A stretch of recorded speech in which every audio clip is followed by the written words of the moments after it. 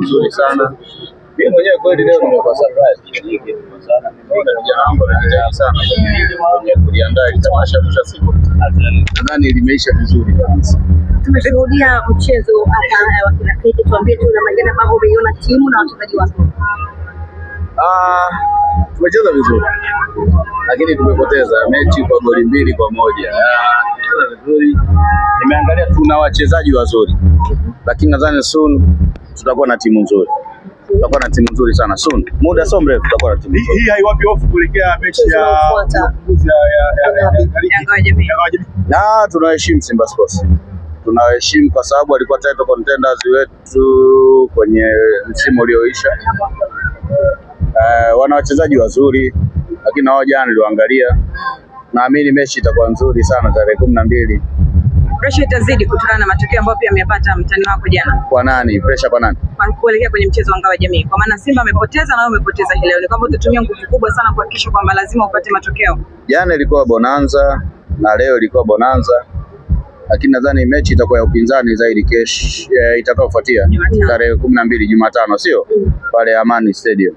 Lakini Ngai, huoni kama kuna namna morali hivi itashuka kuelekea katika mchezo unaofuata huo ufunguzi? Kwa nani sasa, kwetu au kwao? Timu yenu, kwa timu ya Yanga. Hapana, sisi tuko vizuri. Tuko vizuri kabisa kwenye swala la kuhamasisha timu yetu, tuko vizuri sana. Tuko vizuri sana kwenye engo hiyo.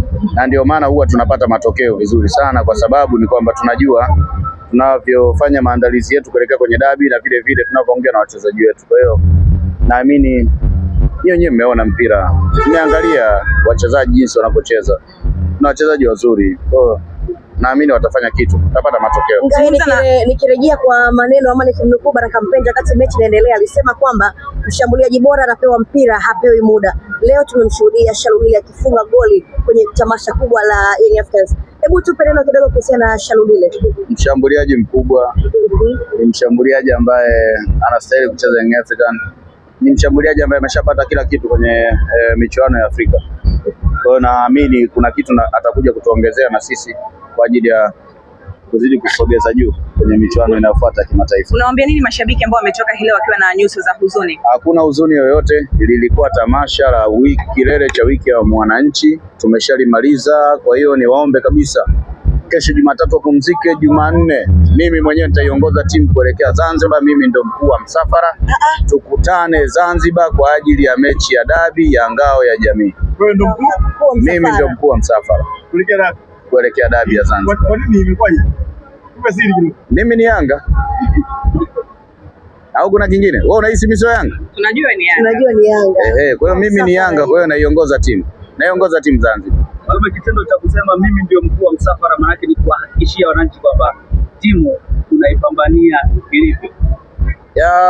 Viongozi wote tuliochaguliwa kwenye klabu hii kubwa kabisa Tanzania na ukanda huu wa Afrika Mashariki na Kati, kazi yetu kubwa ni kuipambania timu. Kwa hiyo hilo sio tatizo, lisikutie hofu kijana wangu kwamba mimi kuwa mkuu wa msafara kule Zanzibar. Nikuhakikishie tu mimi naiongoza timu kama ilivyo utamaduni, taratibu za klabu yetu.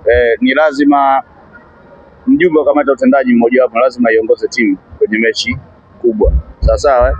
Kwenye mechi ya nje. Hii ni mechi ya nje kwa sababu hatuchezi Dar es Salaam. Kwa hiyo mimi niombe wananchi tukutane Zanzibar. Zanzibar tapata matokeo, wasio na wasiwasi. Pengine labda unaweza ukatubia siri, kwa maana kikao cha mwisho ama mazungumzo ya mwisho na Ali Kamwe alisema kwamba mchezaji namba 6 ataingia hii leo akiwa na uzi mweusi. Lakini mpaka tamasha limeisha hatujamshuhudia mchezaji huyo. Nadhani wanayanga wewe pole. Dirisha halijafungwa. Lakini kuna surprise itakuja kutokea kabla dirisha halijafungwa. Tafsiri yake usajili bado hujaisha. Naamini kuna tukio litatokea kabla dirisha halijafungwa. Na litakuwa tukio kubwa. Ni baada ya dabi au kabla ya dabi?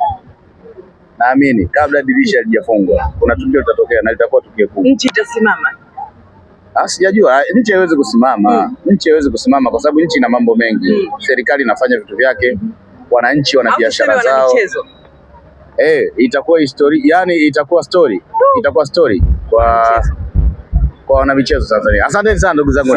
Nashukuru sana.